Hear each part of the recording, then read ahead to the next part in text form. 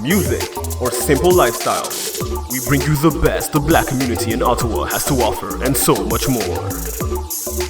And better yet, do you have a project you need help with? Well, look no further. We provide equipment, studio, and office space, as well as a team of dedicated individuals to help you bring those ideas to life. So don't wait. Check out our new website at biamedia.ca for more information on how to contact us and start creating today. BIA Media, your way. All right, everyone. Welcome to our September seminar for our Sanko for African History courses. This year, we'll be dealing with Snitches and Sellouts. So kind of a different type of class. Most classes don't have titles like this, but we'll explain why. We'll explain what we're going over and everything. If you're just joining us, this is one of our special courses that we have throughout the year that's different from our four permanent courses. You know, we have the African History from 10,000 BCE to 711, so African History 1, our Shiro's course, African History Part 2, and then Early History, the African Renaissance in the spring going into the summer. And then interspersed throughout, we have these different seminars. So this will be our first seminar of this cycle. Last year at this time, we did our seminar on Paul Robeson, which was really good. I really enjoyed teaching that. And I really enjoyed teaching this one, which we haven't covered since the pandemic. So we're going to jump right into it today. We're going to end the day. We're going to be disciplined today and end right at 12 because we have to do some things. So this class generates a lot of discussion, which is good. But for today's session, we're going to have to have our discussion a little bit earlier. So I'm not going to take a break in the middle. I'm just going to keep going. And then, so write your questions down, put them in the chat, and we're going to get to them at the end of class. So a little bit of a different structure today.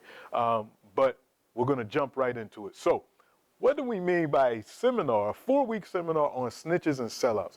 When we talk about social movements, and particularly focusing on social movements in African world history in the relatively recent period. So we're not going to go all the way back into the centuries that we talked about before. We're talking about the past, let's say 500 to 600 years is what we're really going to focus on. The mid to the late, actually no, right about 500 years. So at the beginning part of the 16th century, the early 1500s, going into the day. And so we're going to be talking about social movements against slavery, against colonialism, against neocolonialism and imperialism. That's what we're going to be focusing on. And we're going to look at these folks that sold out or snitched on these movements, not to valorize the people that did them, but so we can learn lessons, because there are often more lessons in failure and defeat than there are in victory. So it's important for us to look at these things, figure out what happened, what motivated these people, what are some of the tools that social movements, institutions, and organizations can use to mitigate this type of behavior as much as possible.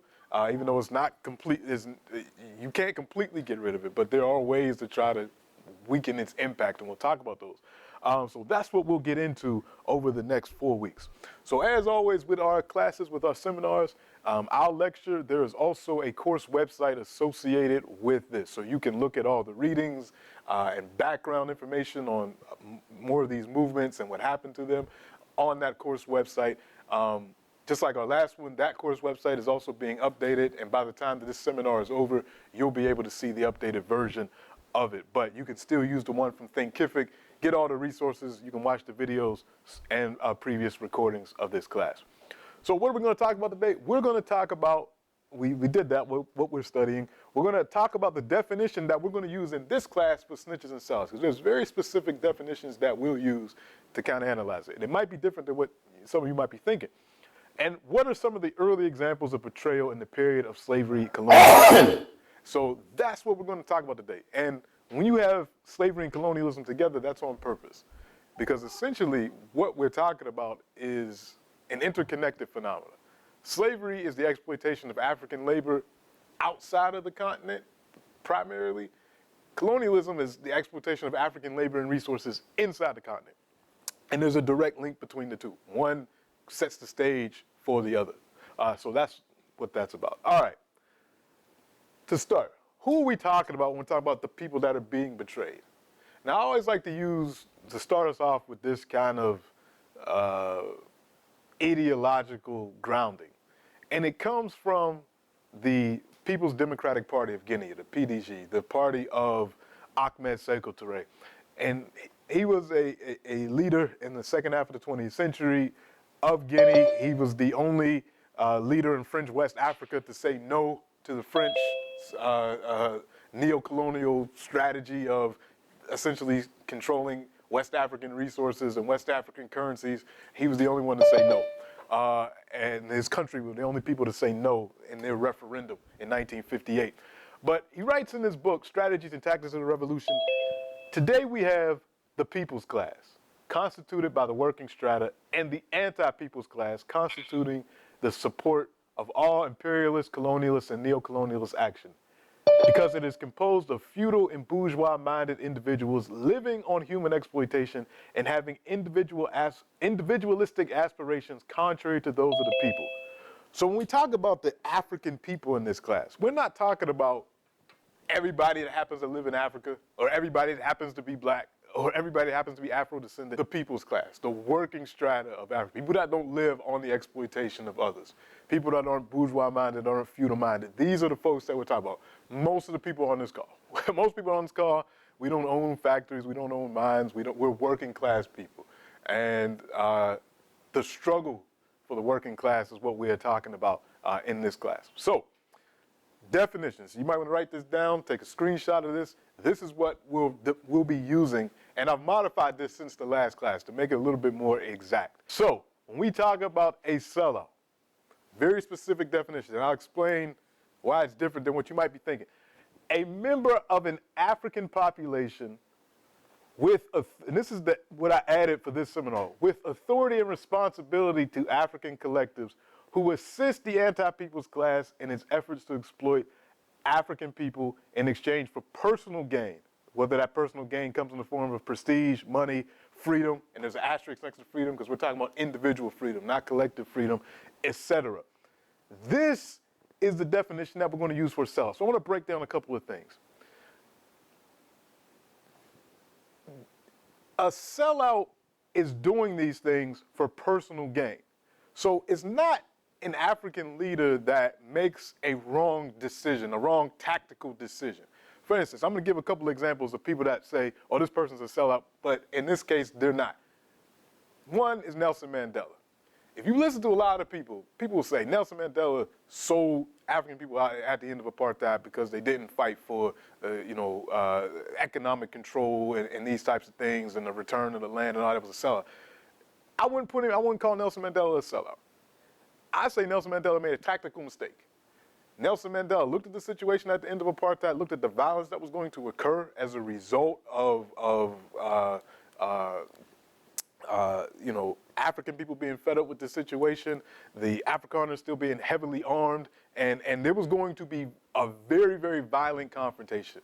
And the situation, the leadership in the ANC at the time looked at it and said, maybe we can make this thing work with having democratic control over politics, and we can gradually work this thing out. Things can become more just, more sustainable, all of that. So it was a tactical decision.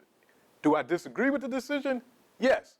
But I don't think it was done for personal gain, money, freedom, at least not on the part of Nelson Mandela. It was done because he thought this was the best direction to go for the people. So I don't consider that selling out. You might disagree with me, but that is not what I'm talking about when I talk about a sellout. I'm not talking about leaders that make tactical decisions that might end up ultimately being a mistake because they didn't do it for their own personal gain.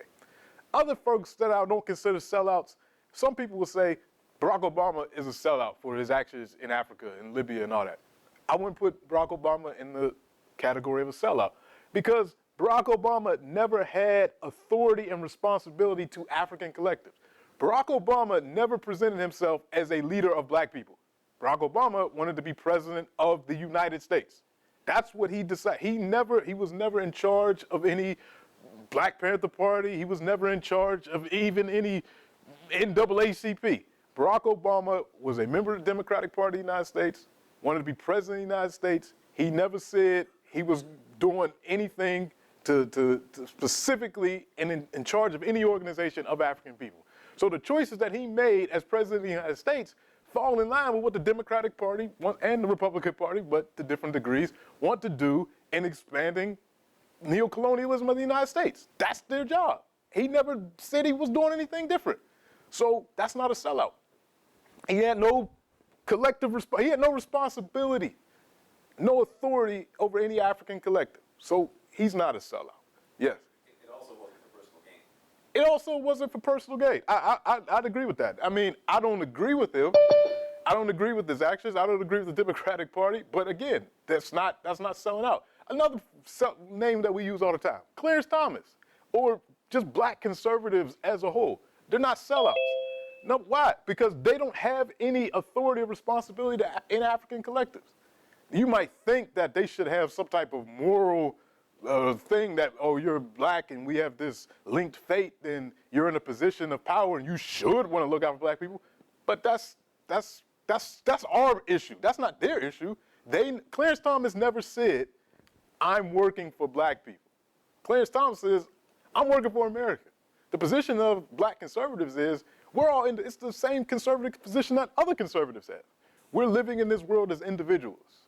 And the state shouldn't interfere with the right of the individual to do whatever the individual wants to do. So we want to limit state interference in those things, except when it comes to women's reproductive health, but that's another conversation. But anyway, that's so, exactly. So, and voting and all these other things.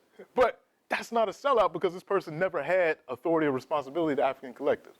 We're talking about, when we say sellouts, we're talking about people who at one point in time were leaders of organizations, leaders of institutions, kings, queens, those people that were actually put in place, whether through hereditary, leadership or election or whatever, they're put in place by African collectives, whether they're states, whether they're institutions, whether they're churches, organizations, whatever, and they're given responsibility and they choose to undermine the people that they are responsible for to outside entities or toward other forces, whether they're African, European, Asian, whatever, that will undermine the development of African working people. That's who we're talking about when we talk about sellouts. So I want to be very clear on that.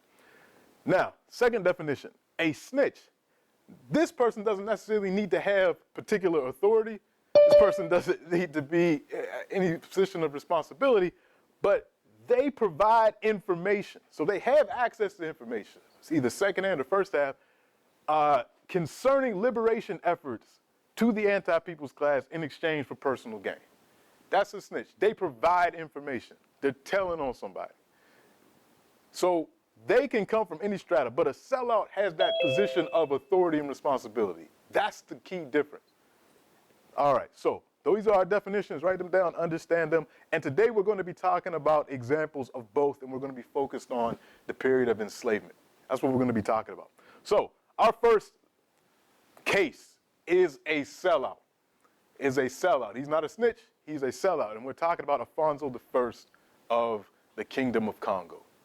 Alfonso I of the Kingdom of Congo. And one of the great things that the Portuguese, when they talked about him, they said, we love this guy because he burns them with their idols, talking about the population of the Congo and his decision to try to force European Christianity on the Congolese in the Kingdom of Congo in the early 16th century. So let's talk about who he was and what happened. So his birth name was Mvimba Nzinga, and he was born to, it's really Njinga in Congo of Congo in 1456. So he was the son of the Mani Congo. The Mani is the top position in the Kingdom of Congo. He was his son. Now, in 1491, his father entered a diplomatic relationship with the Portuguese, and he was baptized John I, or João I. Let's back up a little bit. Why were the Portuguese even there? What's going on in the 1400s? So, in the mid-15th century, the mid-1400s, the Portuguese are looking for two things. One, they're looking, and Portugal at this time is on the western edge of Europe. It's not a very wealthy kingdom.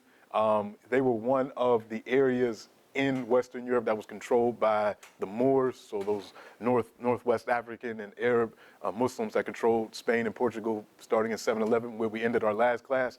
So they're coming out of that relatively poor kingdom, but they're really good at navigation. They've mastered navigation scientists. Got a lot of that science from the Moors, but they've augmented, they figured it out, and they're really good at ship making, sails, and all of that. So they want to start exploring West Africa because a lot of the gold in circulation in the Mediterranean world is coming from West Africa, originally from the Empire of Mali, then later on the Empire of Songhai. So a lot of that gold in Europe is coming from West Africa. The Portuguese know this, the Spanish know this, the Italians know this, people know that. If you look at maps of Africa at the time, you'll see usually a figure, probably Mansa Musa or somebody like that, right in West Africa holding a piece of gold. It's letting the people that are looking at the map know this is where the gold comes from. So the Portuguese want direct access to that because what's in their way? North Africa is controlled by Muslims. The Mediterranean, the European Mediterranean is controlled by the Italians, who they have a relationship with. They're both Christian and all that, so that's not as conflictual as the one with the Muslims. And then to the east, when we talk about Turkey, and at this time, Turkey's about to be completely controlled by the Muslims. Palestine and going further points to the east is controlled by Muslims. And because of the Crusades and all that happened in Europe, there's this beef between the Christians and the Muslims. So they want to figure out a way to get around all of that. So the first thing is to find gold, access to West African gold. The second thing is try to get to India. And if you can get around Africa to go to India, that's what they were trying to do. So they're making their way across Africa, and we already talked about this in previous class, about the kidnapping of African people, to use them as interpreters and all of that, the fight on the river in Senegal. But that's why the Portuguese are there. So they're making their way down Africa. They get to the Kingdom of Congo, and they want this relationship with Congo. So they meet the king. The king says, yeah, I'll form this relationship with you. It might be beneficial to me. You got goods that I might want, goods that I can use to solidify my control over the kingdom. And Congo had a very interesting setup that becomes important to our conversation. So let me move this further here so that folks can see it on the video. So in Congo, here's the political setup. At the top, you have the Mani Congo, the king of kings. But then you also have these regional leaders. We'll call them regional governors, just for lack of a better term.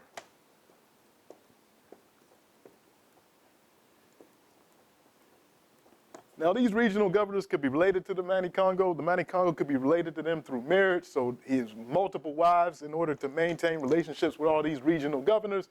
And this is how the system works. And then it goes, further down from there. Very hierarchical, this is how it goes. So, local, I should probably put an L for local leaders on this level. And everything goes up, tribute's supposed to go up to the king, and then the king is connected to the ancestors, so this king is supposed to make sure that there's no drought. The king is supposed to make sure that trade lines are open and that the kingdom is prosperous. So this is how the relationship is supposed to go. But it's never smooth like that, because some of these people are ambitious. And they know if you get rid of money, then there has to be an election. There has to be who's going to be the next king. Or if that king has a lot of children with the wives, or with the relations of these regional governors, any one of these regional governors' nephews, sons, grandsons could be king because they're related to the Mani. So there's a lot of folks that could be vying for the crown. And if you don't have a strong leader who's able to not only control the recycling of tribute and make sure people are appeased and happy and trade routes are open, everybody's wealthy, but also spiritual things. Like if there's drought, that's because the Mani is not communicating with the ancestors enough to make sure that these things aren't happening. So it's a very tenuous situation. So this is the political situation that the Mani found himself in, that his father found himself in. So when the Portuguese come, he sees this could be a mutually beneficial relationship. He can use the Portuguese, their technology, he can learn from them, and he could trade whatever goods he would like to trade with the Portuguese, and everybody can grow rich. So in order to solidify this relationship, Nzinga becomes a Christian and gets baptized with the name Zhao the First. Now here's where the European imperialism starts to come in, or the cultural imperialism. Why did he have to change his name to a European name? Now, I've read the Bible several times. I never saw anywhere where it says when you get baptized, you have to change your name to a European name. I've never seen it, but apparently that's what you had to do. And the father in Zinga said, cool, I'll do that. This is the little ritual that they do. It's part of their religious understanding. Cool. I mean, I'll convert to Christianity, whatever. I'll get dunked in the water and you can call me John if you want. So he does that. But 3 years later, once the Portuguese start coming in and the priests start really talking to him, and he's given, all this time, he's given his son to the Portuguese to be educated. So while his father's going through this conversion process and is forming his relationship with the Portuguese, Mvimba is younger and he's learning from the Portuguese. He's learning how to speak Portuguese. He becomes a true Christian. Like, the father is just Christian in name. He actually believes it, and he's devout. 3 years later, the king in Zinga goes back on his word about being a Christian for 2 reasons. One, he's getting pushback from regional leaders saying, hey, you know, there's certain ancestral obligations that you need to do, and this new church thing that you got going on is interfering with that. And number 2, the church was trying to pressure him to only have one wife. If he only has one wife, he loses his relations with these regional leaders. So it's not that he has a whole bunch of wives just because he just wants to show off his male virility and have a whole bunch of women. There's political reasons for it. So if he divorces wives, that breaks away from part of, that'd be like, you know, Saskatchewan not being a part of Canada or one of these other provinces. So he needs to have those relationships. So he says, later for this Christianity thing, I don't really need the Portuguese that much anyway. All they're bringing is wool. Like, I don't really need. And then, you know, Portuguese were good at trading, and they would trade with other Africans to get the things that other African communities wanted. Because Portugal didn't really have much, aside from firearms. And even at the time in the 15th century, it's not like firearms were even that much great of a military advantage. It was, but it wasn't as big as later on firearm technology would be. So he's like, I don't really need the Portuguese. I'm good. So I'm going back to my ancestral religion. Then he dies. Then he dies later on. And now there's a power vacuum. Who's going to be the next Mani? And it's not like what we're familiar with in terms of succession, where the eldest son automatically becomes the successor. That's not how it goes. There's usually an election among a whole lot of people that could possibly be the next Mani. It could be his brothers. It could be one of his sons. It could even be one of his nephews. Because a lot of times, African politics, it was matrilineal. So most times in Africa, you weren't even related to the king as your father. You were related, the king was usually your uncle or something like that. You had to be related to the royal family through your mother. So you got all this going on, and the Portuguese are looking at the situation, and this is in 1506. They're looking at the situation and they're saying, well, who would benefit us the most to, one, re-Christianize this place, because the church has a stake in this. They want new Christian converts. The Portuguese traders want have a stake in this because they want access to resources, and more importantly, the new resource they want access to is African labor. Because while all this has been going on in the late 1400s, early 1500s, the Portuguese have set up on Sao Tome. These are islands off the coast of Central Africa, as well as in the Canary Islands and other places, and even near the Mediterranean. They have started the process of creating sugar plantations. And sugar is going to become the new crack of Europe. Everybody wants sugar. So the Portuguese are like really figuring out how to use this plantation system in order to create sugar and sugar cane and all of that. So they need labor for that. It's a labor-intensive process. So they need laborers. And they want to get them from Congo. So the traders are interested, the church is interested, and then the crown is interested. So who are they going to get? What about Afonso? He's really devout. He's really Christian. He knows us. He can speak the Portuguese language, and he's ambitious. He wants to be the next Manny Congo. So now it's not. Now this is just the image of. Let me move this out the way. It's just an image of the church in Congo and what it was. And let me be very clear. I'm not saying he's a sellout because he became a Christian. A lot of people became Christian. We talked about in our last course the conversion of King Azana in Ethiopia. So becoming Christian is not the selling out aspect of it. He sells out when he decides that he is going to ally himself with the Portuguese and use them to get the throne of the Congo. And in that process, what happens?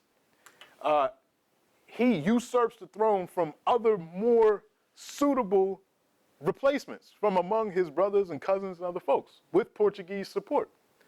This opens up the door for the Kingdom of Congo to be destroyed internally and weakened internally. Not completely destroyed, but definitely weakened because of the slave trade. And it's not long into his reign that he figures out that he has made a mistake. But at this point, he's sold out and it's too late. Because now the Portuguese, what they want more than anything else is labor.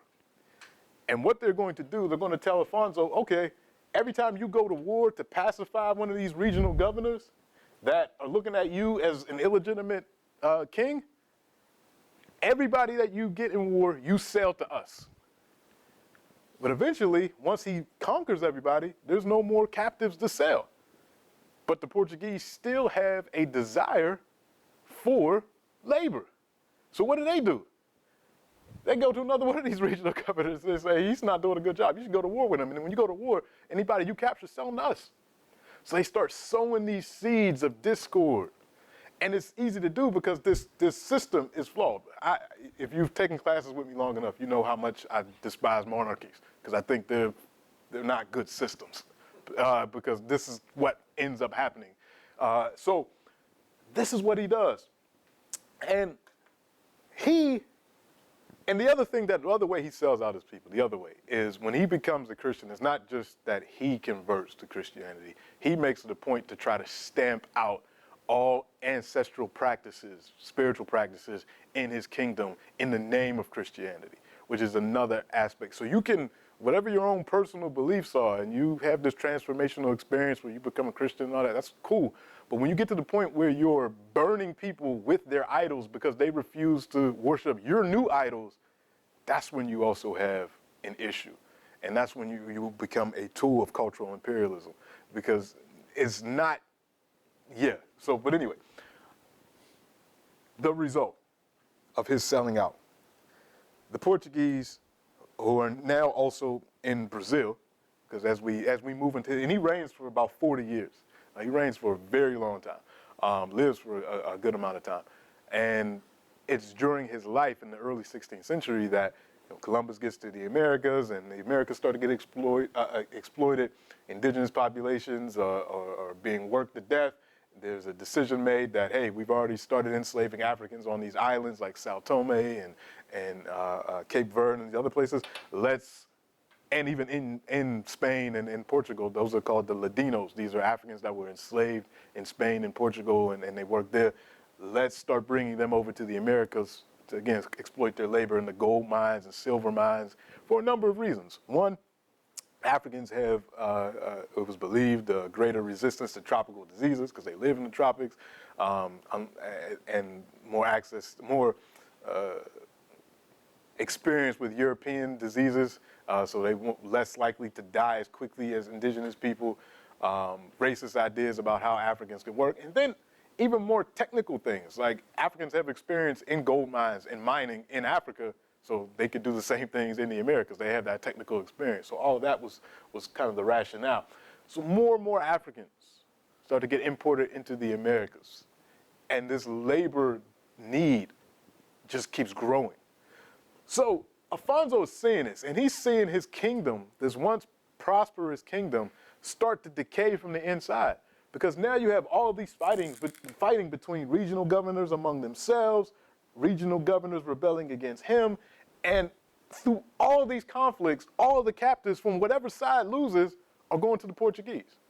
And it's not just the royalty of Portugal that has a monopoly over this trade. You also have, Portuguese and even Euro-Africans. So these are the descendants of enslaved African women and Portuguese men from Sao Tome and other places that are also involved in this trade.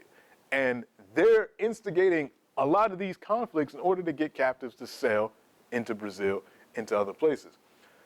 So, being the good Christian that he was, Alfonso's looking at the situation and he's seeing, his profits, his own personal profits being, lessened. And he writes letters that we still have, that you can read. Because, again, he could write Portuguese, he could speak Portuguese.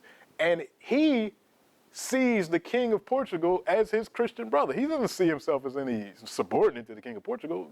They're both rulers blessed by God to rule different nations. And he writes his brother King in Portugal and he says, we cannot reckon how great the damage caused by Portuguese merchants is, since the mentioned merchants are taking every day our natives, sons of the land, and the sons of our noblemen and vassals, and our relatives, because the thieves and men of bad conscience grab them, wishing to have the things and wares of this kingdom, which they are ambitious of. He's talking about the things that the Portuguese are offering. They grab them and get them to be sold. And so great, sir, is the corruption and licentiousness that our country is being completely depopulated. And your highness should not agree with this, nor accept it as in your service. And to avoid it, we need from your kingdom, so this is what he's asking for Portugal, no more than some priests and a few people to teach in schools, and no other goods except wine and flour for the holy sacrament. This is why we beg of your highness to help and assist us in this matter, commanding your factors that they should not send here either merchants or wares, because it is our will that in these kingdoms there should not be any trade of slaves nor outlet for them. Concerning what is referred to above, again, we beg your highness to agree to it, since otherwise we cannot remedy such an obvious damage. And then he goes on to write, the problem is, as soon as they are taken by the white men, they are immediately ironed and branded with fire, and when they are carried to be embarked, if they are caught by our guards, the white men allege that they have bought them, but they cannot say from whom. So that it is not our duty to do justice and to restore the free men their freedom. But it cannot be done if your subjects feel offended as they claim to be. So what he's talking about is one thing when the Manny Congo goes to war and he sells captives to the Portuguese. Those are fair. But regular people walking around Congo that are getting kidnapped, those are people that he's responsible to. And the Portuguese are just taking them. And then when his guards are saying, hey, where did you get these people? Are they legitimate captives from a war? And you can't explain where you got them, then that's the issue. But then they go complain to the governor, or they complain to the representatives of the King of Portugal saying these Africans are upsetting the trade, which is getting in your pockets. So, of course, the King of Portugal doesn't really respond to this. And he's not going to, even though this African king is coming at him with Christian brotherhood and these things, he's saying, hey, stop your people from destroying my kingdom. All I want is some priests and wine and flour for the holy sacrament. And even then, you can see little elements of cultural imperialism. Because apparently, you can't do, the rituals without European flour and European wine. I guess you can't use palm wine for the blood of Jesus, I guess. I don't know. But that's what he's saying. So that's all he wants is priests and flour and wine for the sacrament. Completely ignored. So the damage is already done. The decision that he made for personal gain, for wealth, to be the Manny Congo, to be the man in the Congo, came at the expense of thousands of his own people. Not necessarily just the people that he captured in war with rebelling regional governors or even expanding the kingdom from where it was initially, but his own people. Because there's one little thing that we have to clear up when we talk about African history and African involvement in the slave trade. There's this belief that if you say that, well, Africans sold other Africans, it kind of, just puts European imperialism off the hook. It's not true. And even that phrase, Africans sold Africans, needs to be, qualified. Because he wasn't trying to sell his own people. He was engaged in wars with rebellious folks and expanding his kingdom. So it would be like if France and Germany went to war and France sold German captives. Would somebody say, oh, it's Europeans selling Europeans? Technically, yeah, but it's not. They're not looking at themselves as European. They're individual nations engaged in warfare. So this is what you would have going out throughout Central and West Africa during the time of the slave trade. All right, let me keep going a little bit faster. So that is a sellout. Somebody that was in authority, had responsibility for people that decided to use that for his own personal gain, which resulted in the people's class being exploited. So this trade would go on. It would only expand throughout the 16th, 17th, and particularly in the 18th century. But one of the things that happens is people rebel. All those folks that were captives, many of them that were already engaged in warfare before they left, they didn't stop fighting once they got to the Americas. They didn't stop fighting even when they were on the ships or when they were in the slave dungeons and prisons on the coast. There were always rebellions there. There were rebellions on the sea. And of course, there were rebellions and escapes and nations being built in the Americas. Just examples of all the quilombos. So these are independent nations or independent communities of Africans in the Americas. Oftentimes they included indigenous people. They often included even poor white laborers that would go to these quilombos, people that were escaping their indentures. They would go to these quilombos in Colombia, in Brazil, in Mexico, and they would form communities with Africans. So we see so many of these from 1521 on the plantation of Diego Colon, Columbus's son. There was a, rebellion done by Africans from the Senegambia as well as Taino indigenous people.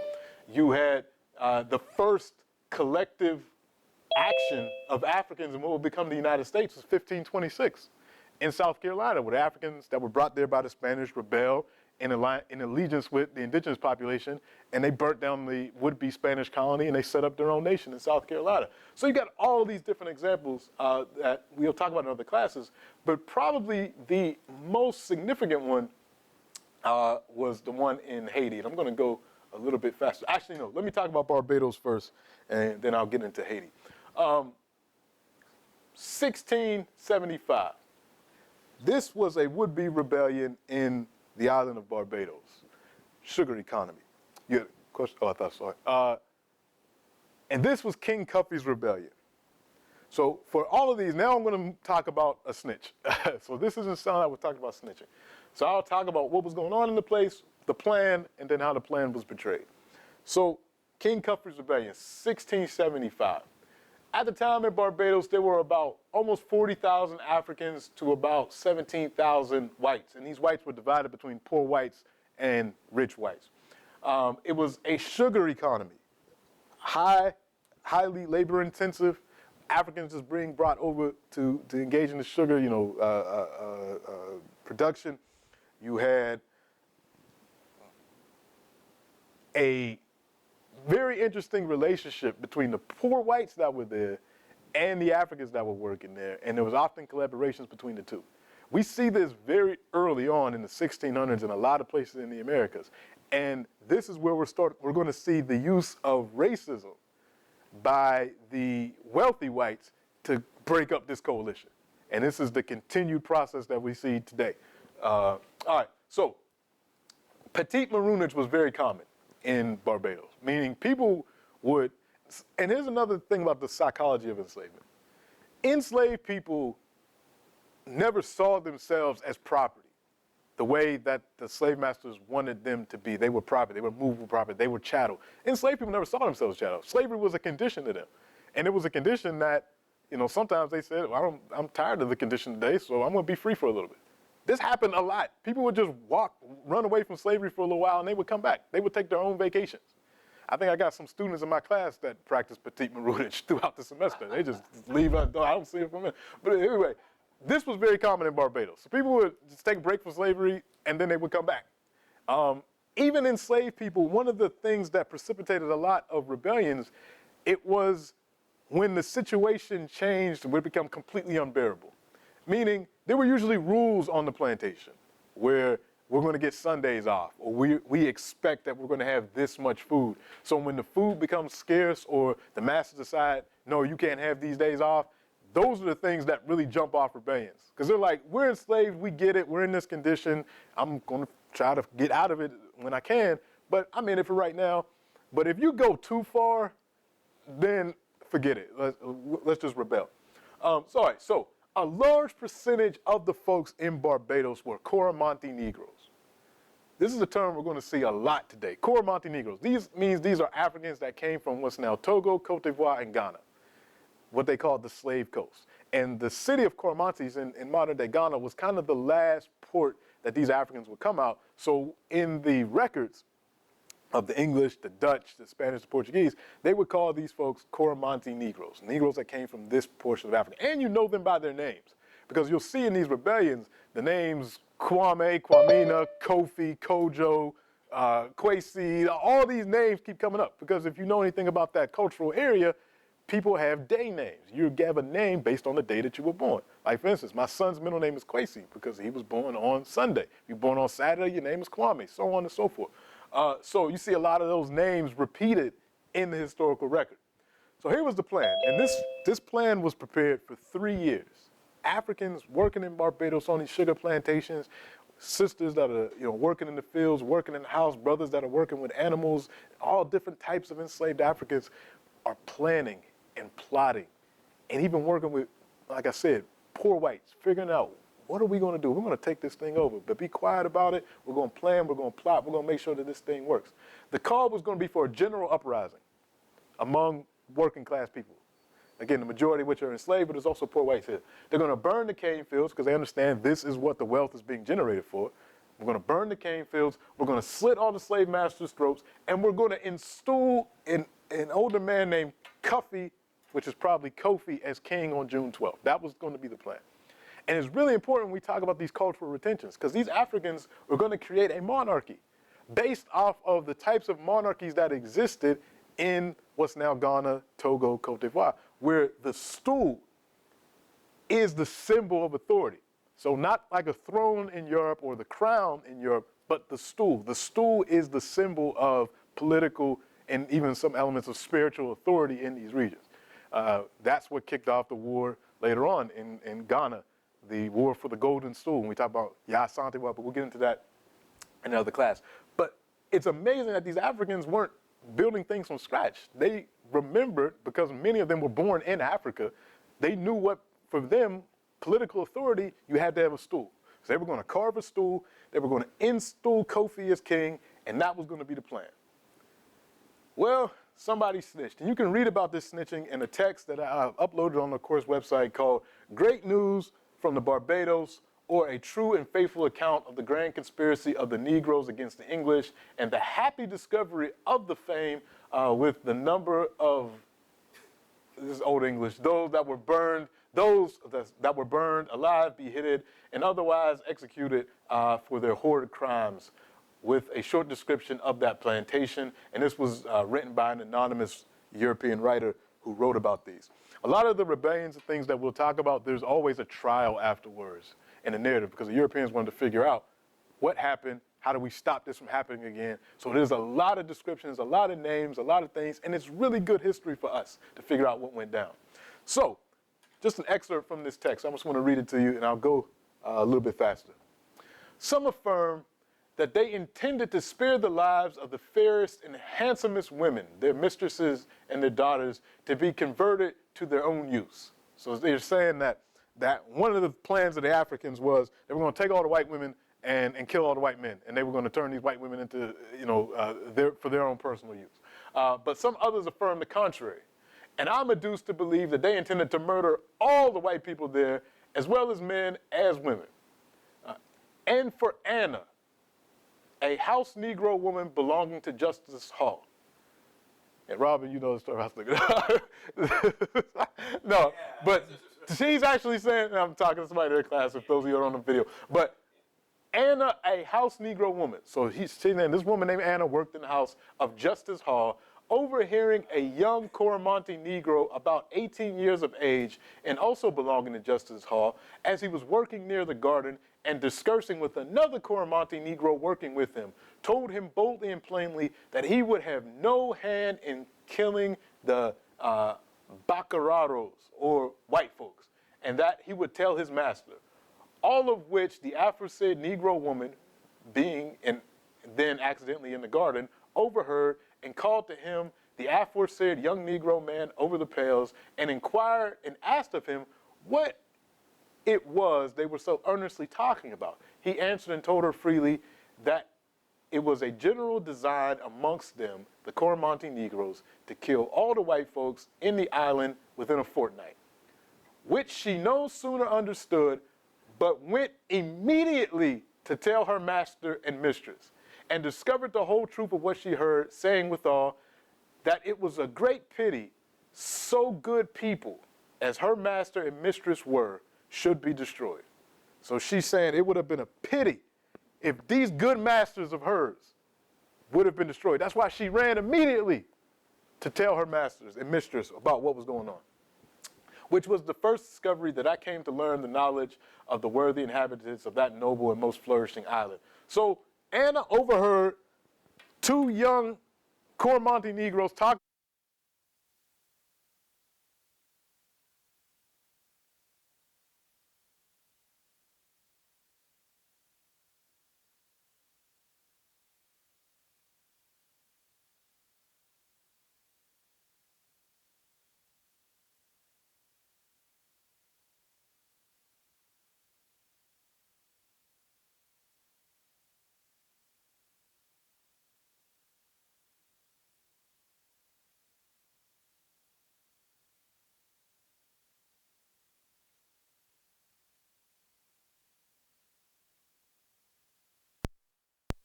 All right, everybody. We had a mic issue. The mic eats up batteries because we talking about some very interesting information. It might be Anna Fortuna's ghost. She might be mad at me. She might be snitching in heaven or something like that. All right, so Anna hears these two young Africans talking. The one is saying, I don't know if I want to go through with this. She pulls him aside and says, don't do this. It would be a pity if our good master and mistress were killed because of this. So she ran and told the master. You'll see this narrative a lot with these snitches. They don't wait. They run to tell the master. Now, this was written anonymously by a European writer, and a lot of these, well, all of these narratives and these trial records and these reports of these rebellions were written by Europeans. So, in some instance, we could say, did she go immediately? We don't know from her perspective if she wrestled with this decision to tell or not. But from all of these narratives, what we generally get the sense is people, they don't wait. They run to tell the masters. Now, this could be the Africans giving this testimony, trying to protect themselves, saying, yeah, I didn't think about it at all. I knew this was wrong and I ran to tell you. So we don't know if in their own minds, maybe they thought about it, if it was good or not to do. But they always report that as soon as they heard it, they ran and told the masters. And part of me believes that, because even if many of you have been at work, if you're trying to organize a union, or if you're trying to do whatever, usually snitches, they do go expeditiously to tell on you. So we don't know for sure if she did it that fast, but ultimately she did tell, and it was broken up. So what happened? This woman named Anna, who was also given the name Anna Fortuna, and it's interesting because it was very fortunate that she told, and the unnamed 18-year-old Coromantee. So both of them were the snitches. Because the 18-year-old, he could have just shut up. He could have just said, no, he wasn't talking about anything, and left it at there. Because he was on the fence. It wasn't like he was completely against it.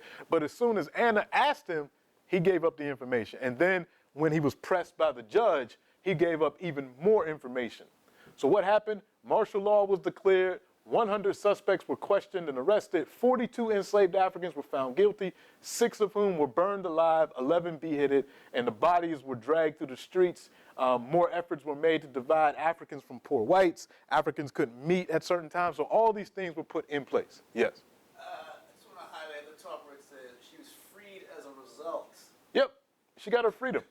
And her eminent service in discovering the intended rebellion. So had she not snitched, the whole history of Barbados could have been completely different because they weren't aware at all. This was 3 years of planning. 3 years of planning. And it was just overheard because two people were having a conversation in the open when they shouldn't have been having a conversation. So we're going to take lessons from these as well. One of the lessons is you have to watch your communication. If you're planning a rebellion like this, you can't be openly talking about it where people like Anna can hear. Because it was 2 weeks away, 3 years of planning, 2 weeks away from happening would change the entire history of Barbados. We would have had an African king in Barbados, installed. But yet we get this snitching. All right, so there were other conspiracies. I'll just go a few, then we have to end a little early there. The South Carolina plot of 1713. We don't know a whole lot about this plot. This is actually an excerpt from a book dealing with slave rebellions. the House being informed by Captain David Davis that a Negro man of his had been and was the chief instrument in discovering a dangerous plot and conspiracy designed among the Negroes in Goose Creek quarters about 2 years ago, for which he was promised a reward, ordered that the said Negro man named Job have the sum of £5 allowed and paid him. So this man gave up a plot and he got £5 paid to him. So good for Job, I guess. This was 1713. I want to talk about Haiti. And you might be thinking, well, why is Haiti on this list? Because it was the most successful rebellion against slavery and it actually worked out.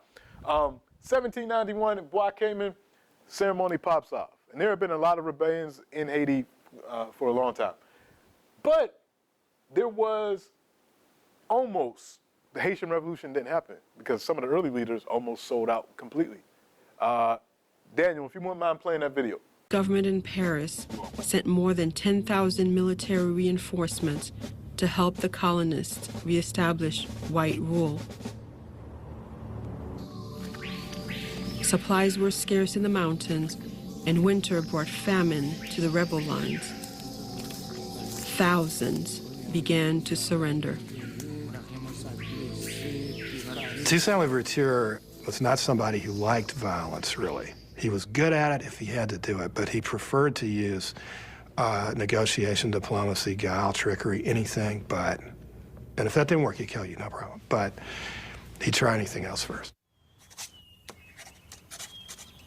Toussaint Louverture was asked to write up a settlement offer in exchange for the freedom of 200 slave leaders and better working conditions on the plantations. The proposal offered to send most of the rebels back to the plantation.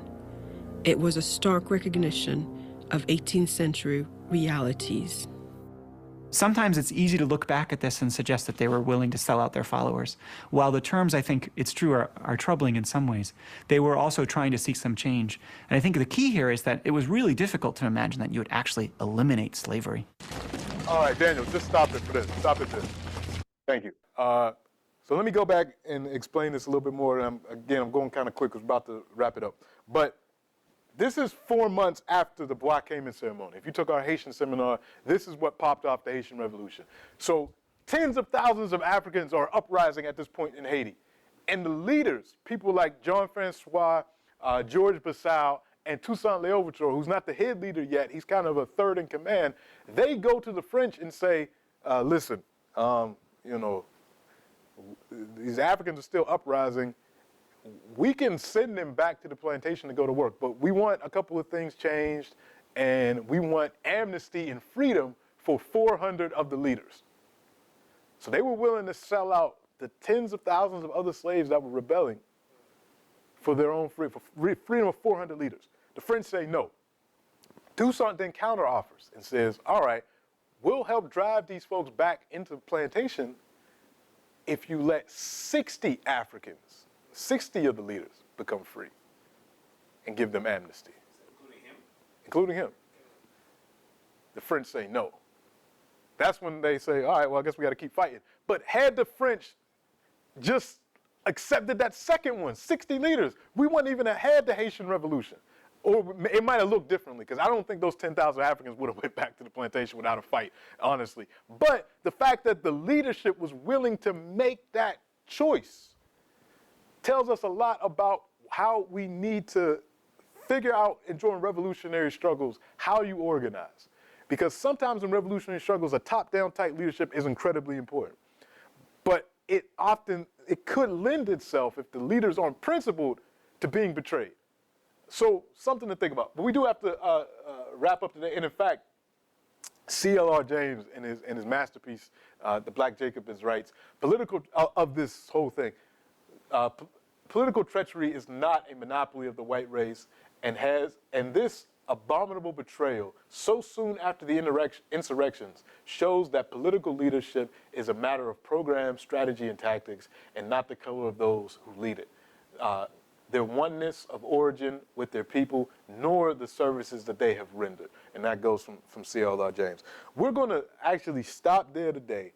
We'll come back and talk about the some other rebellions against enslavement, and then moving in a period after enslavement a little bit next week. Do I have time for about 3 questions?